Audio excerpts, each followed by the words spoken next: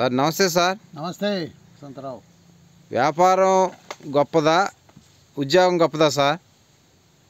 వ్యాపారం గొప్పదా, ఉద్యోగం గొప్పదా అంటే మైసూర్ పాక్ గొప్పదా, లడ్డు గొప్పదా అంటే ఏం చెప్తారు? లడ్డు ఇష్టపడేవాడు లడ్డు ఇష్టపడతారు, మైసూర్ పాక్ ఇష్టపడేవాడు మైసూర్ పాక్ ఇష్టపడతాడు. ఒక 10 రకాల స్వీట్లు ఉంటాయి, ఏది గొప్పదని ఎవడు చెప్పలేడు. ఒకడు అది గొప్పదంటే కాదు ఇది గొప్పది అంటాడు, ఒక రామాయణం బాగుంటుందంటే ఒకడు భారతం బాగుంటుంది అంటాడు. కాబట్టి ఏది గొప్పదంటే క్రమశిక్షణగా చేసుకునేది ఏదైనా గొప్పదే. చికెన్ కూర బాగుంటుందా, మా చేపల కూర బాగుంటుందా అంటే ఒకడు చికెన్ బాగుంటుంది అంటాడు, ఒకటి చేపలు బాగుంటుంది అంటాడు. కాబట్టి ఏదైనా వండే పరిపక్వత కుదరాలి. వంట కూడా ఏ స్వీట్ అయినా వండే పరిపక్వత బాగా కుదరాలి. కాబట్టి బాగా చేస్తే ఏదైనా మంచిదే. ఇప్పుడు అమ్మాయి గొప్ప అబ్బాయి గొప్ప అంటే ఇద్దరు ఒకటే. క్రమశిక్షణగా పెరిగి మంచి పేరు తెచ్చుకుంటే అమ్మాయి అయినా అబ్బాయి అయినా తల్లిదండ్రులకు గొప్పవాళ్ళు. అదే వాళ్ళు గొప్ప పేరు లేకుండా వాళ్ళు క్రమశిక్షణ లేకుండా పెరిగి పనికిరాని అలవాట్లు నేర్చుకొని పనికిరాని పేరు తెచ్చినారనుకో, అప్పుడు అమ్మాయి అయితే ఏం చేసేది, అబ్బాయి అయితే ఏం చేసేది? కాబట్టి ఇక్కడ ఎవరనేది కాదు, మంచోళ్ళు ఎవరైనా మంచిదే. అలాగే ఉద్యోగం అయినా సరిగా చేయకపోతే ఉద్యోగం ఏం సాధిస్తారు? సాధించలేరు.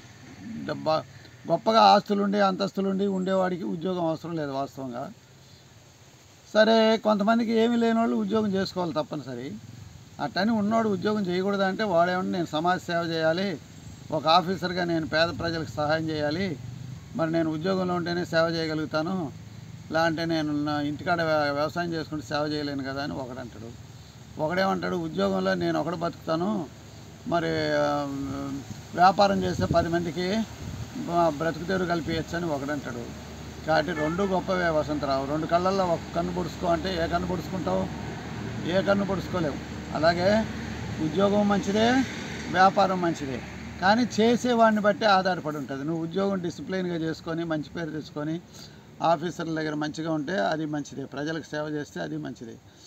అలాగే వ్యాపారం కూడా నువ్వు మితమైన లాభాలు తీసుకొని పద్ధతి ప్రకారం వ్యాపారం చేసి 10 మందికి సహాయపడితే నీ ద్వారా అనేక మందికి అన్ని సరుకులు అందుబాటులోకి వస్తాయి, నువ్వు బతకచ్చు, ఇంకొకరు బ్రతుకు తెరువు కల్పించచ్చు.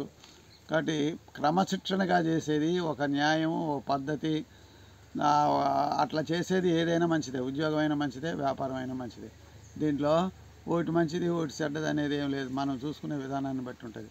నువ్వు తప్పుడు విధానంలో దొంగ వ్యాపారాలు, ఇలాంటి దోపిడీ వ్యాపారాలు, విపరీతమైన లాభాలు తీసుకొని ప్రజలను ముంచే వ్యాపారాలు చేస్తే అది మంచిది కాదు.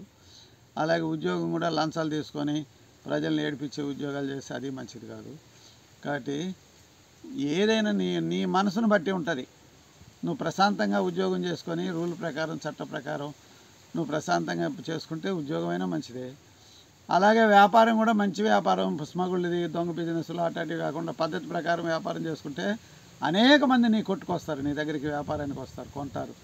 నువ్వు నమ్మించి నువ్వు ఏ వ్యాపారం చేసినా అతని దగ్గర కొన్నా అతనికి అమ్మినా నష్టం రాదు, ఆయన మోసం చేయడం అనే పేరుంటే నీ దగ్గరికే వస్తారు వ్యాపారానికి కూడా. కాబట్టి క్రమశిక్షణగా చేసేది ఏదైనా మంచిదే. క్రమశిక్షణ తప్పింది ఏదైనా మంచిది కాదు. ఉద్యోగం మంచిది కాదు, వ్యాపారం మంచిది కాదు. క్రమశిక్షణతో చేసింది ఏదైనా మంచిది. కాబట్టి ఇది వసంతరావు. ఒకటి మంచి ఒకటి చెడ్డ అని ఏమీ లేదు, రెండు మంచివే. అయితే మనం చేసుకునే విధానాన్ని బట్టి ఉంటుంది. నా ఉద్దేశం అది. రైట్.